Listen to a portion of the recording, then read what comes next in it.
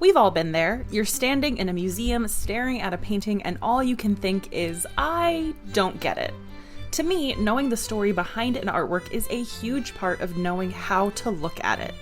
I'm Amanda, the host of the Art of History podcast, where we view history through the lens of some really great works of art. Each episode, we dive deep into the bigger picture behind some familiar and maybe not so familiar pieces. Check out Art of History now wherever you get your podcasts.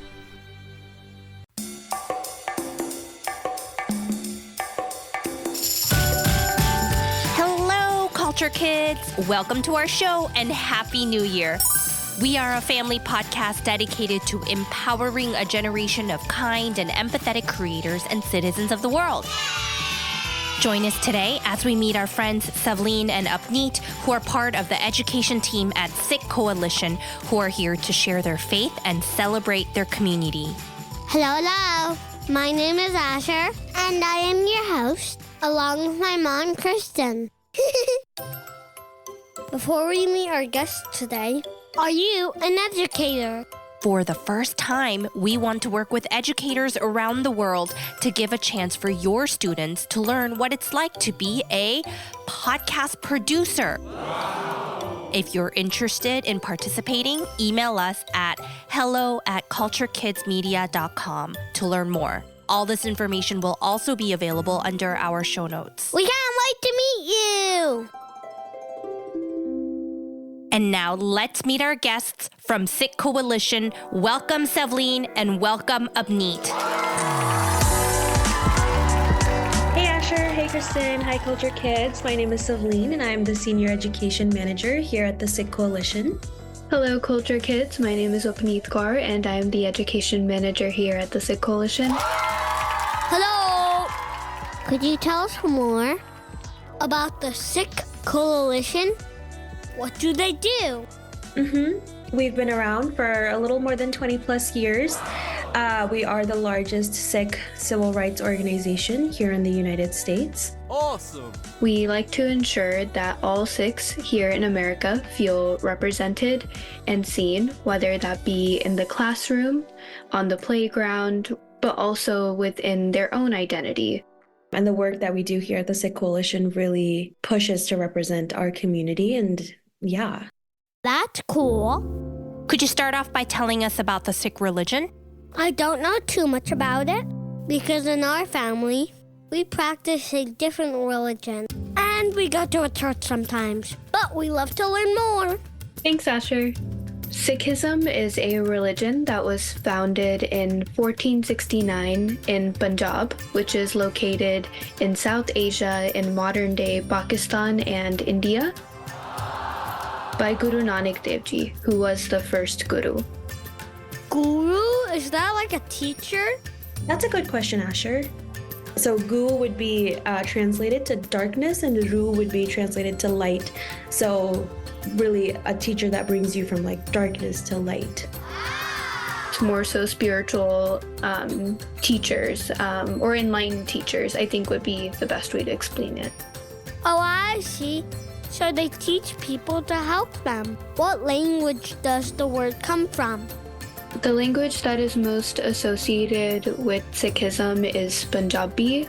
It is the language that is predominantly spoken by the community and is also what our scriptures are written in. Yes, thank you. Punjabi is a beautiful and complex language that is not only spoken by Sikhs, but by many other people around the world. We have many friends here in California that speak the language too. That's cool. Can you tell us more about the gurus? So what we believe is that the gurus, sent by God or Waheguru to teach us about Sikhi and create its practices. And then Sikhs are the practitioners of the faith. So the Sikhs use the term Waheguru to refer to the divine force that they believe in. In other faiths, people may use different names. In our family, we use the term God, and the Islamic faith uses the word Allah. Despite the different names, it's about showing deep respect and love for the divine in their own way. Got it. So are there lots of gurus? Like how many are there? There were 10 living gurus from 1469 to 1708. Whoa, that's a long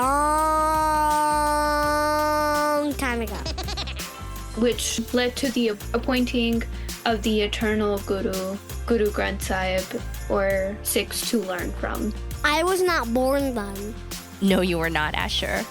Our sacred scripture, it's not just the holy book for Sikhs, but it's also treated as our living guru. People come together and sing the hymns from the Guru Granth Sahib, or the scripture.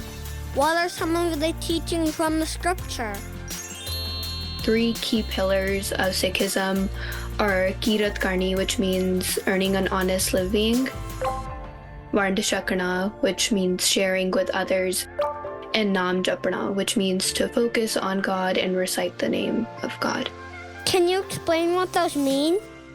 Yeah, we believe that everyone is equal in the eyes of Vaheguru.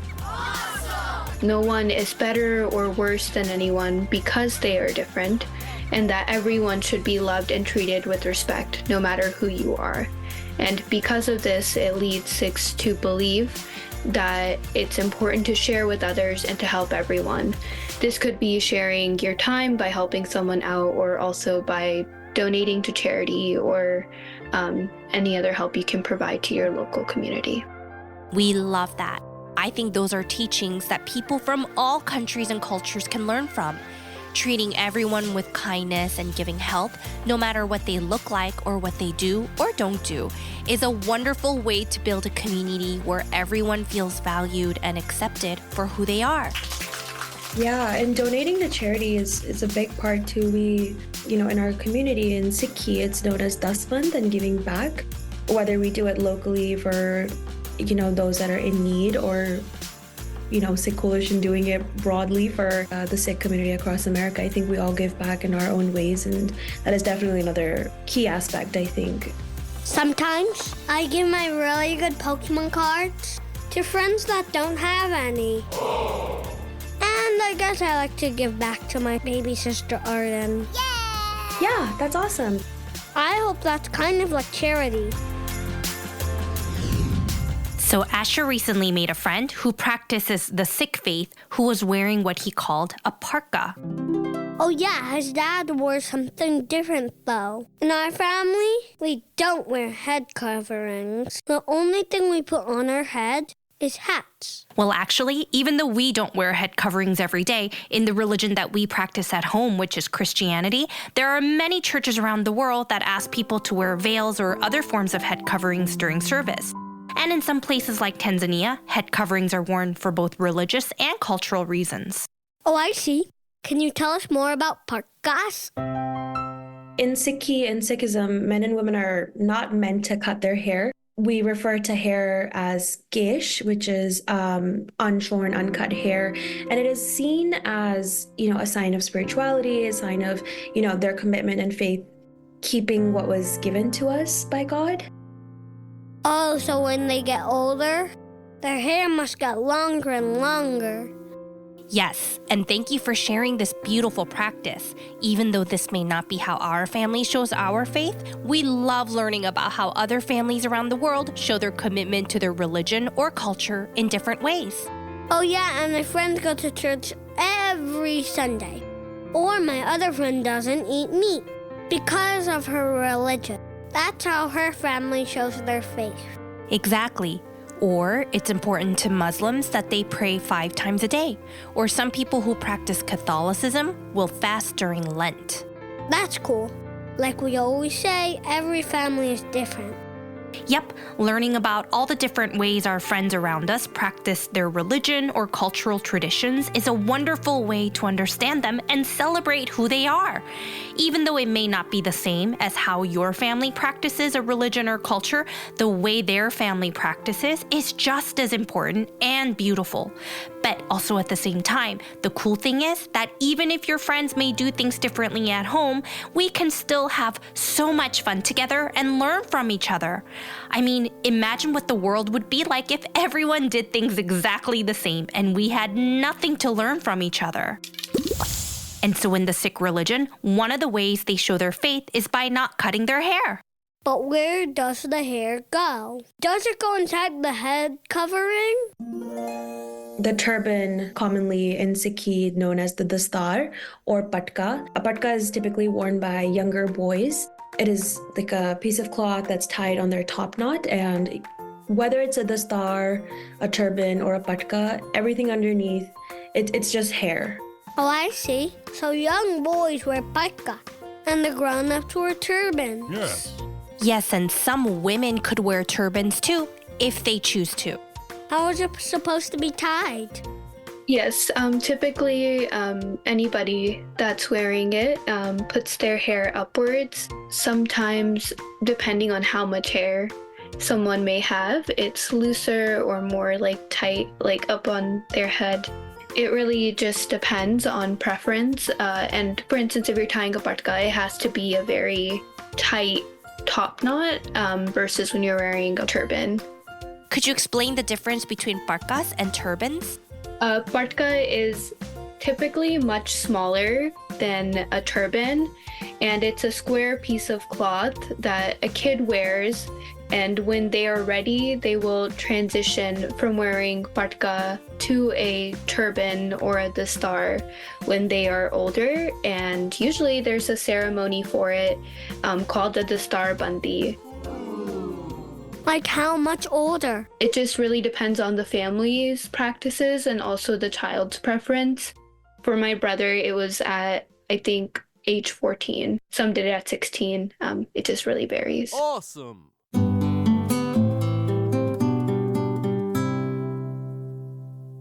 So as we mentioned before, various religions from all over the world have their unique ways of showing their faith. What does wearing a turban mean to the person wearing it? The turban reminds Sikhs to be brave, noble, and uphold their responsibility to help others. Since Sikhs can easily be identified by their turban, the person wearing a turban is somebody that would help you or protect you if you ever needed their help, since service and helping out others is a really big part of Sikhi or Sikhism. But yeah, I think the turban is a reminder to just do good deeds and uphold the responsibility that they have, and to something we say often, to remember that they are able to practice their faith fearlessly. You know, family members in my personal family, when they have transitioned to wearing the turban, the dastar, you know, we've had these conversations of, okay, what does it mean now that you are wearing a dastar? Like, you are in public and you do uphold this responsibility of helping others, especially those that are in need. So when I see a grown-up with a turban, it's like a message that tells me the person practices things like helping others and showing kindness. It's a symbol. I love this. Is there anything else we should know about turbans and patkas, especially for our friends wearing them at schools? Anyone wearing it, a patka, you know, as a child, or the star for an adult, it should just not be touched or removed by anyone but the individual wearing it. And for a Sikh child in the classroom, a young one, if their patka gets untied or comes off, with the child's permission and, you know, making sure that they're comfortable, the teacher should be able to retie it. And of course, if not, the parent should always be involved in that scenario, however that looks like for them. Thank you for sharing this. A great way to create a safe and happy classroom for everyone is by showing support to our friends in a way that makes them feel comfortable and accepted. In this case, for our friends that wear patkas, simply asking them how they prefer to put it back on without touching it can be a wonderful gesture that helps everyone feel included and respected. Because that's how I want my friends to treat things that's special to me. So sometimes we go to church, but where do Sikhs go to worship? Is there like a church? Sikh places of worship are called Gurdwaras, where the Sikh community gathers for congregational prayers, reflection, and community service. All Gurdwaras have a community kitchen where langar is cooked by volunteers and open to everyone and anyone, as long as you take off your shoes, cover your head, and wash your hands before entering. I can do that. We take off our shoes at home every day too, or else Mommy will get mad and sweep the floors. Ha ha ha. Thanks, Asher. Could you also explain what a langar is, as you mentioned earlier? Langar is eaten while sitting on the ground for those who are able to sit. We sometimes eat on the floor too. Yeah, so the idea here is to practice treating everyone equally. The gurus wanted Sikhs to always practice being equal, so langar began where they all sat together on the floor and ate together. Hooray! We also learned that in some traditional families in Tanzania also eat on the floor in our other episode. Thanks for mentioning that, Asher. So what kind of food is served at langars?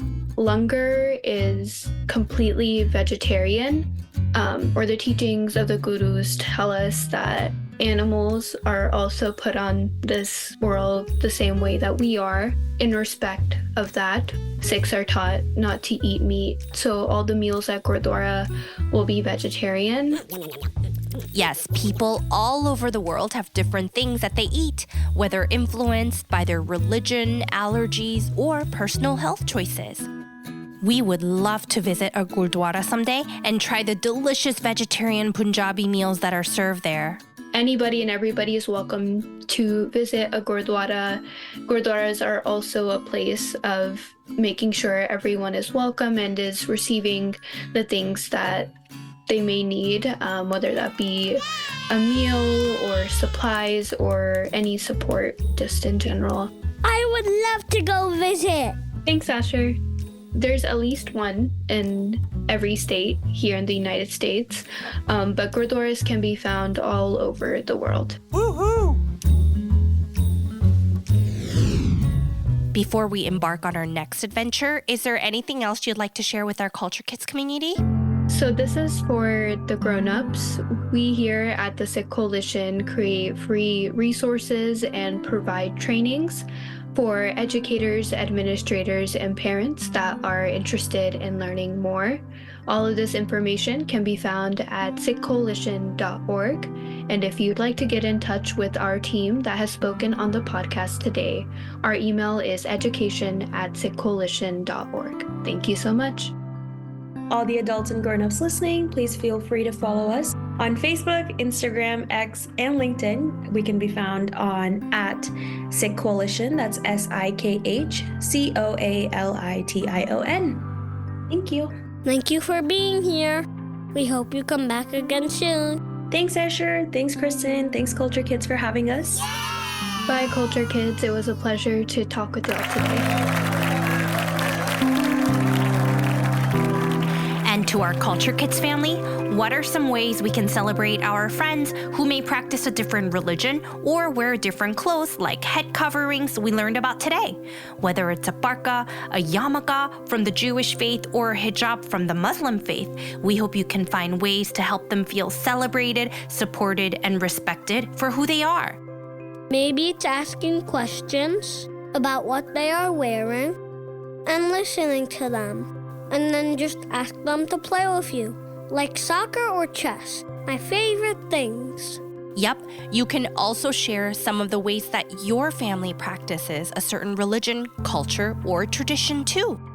The more we share and understand each other, the more we learn and create new experiences and make friends from all over the world. And lastly, always remember that here at Culture Kids, you and your family are welcomed, included, and celebrated for exactly who you are.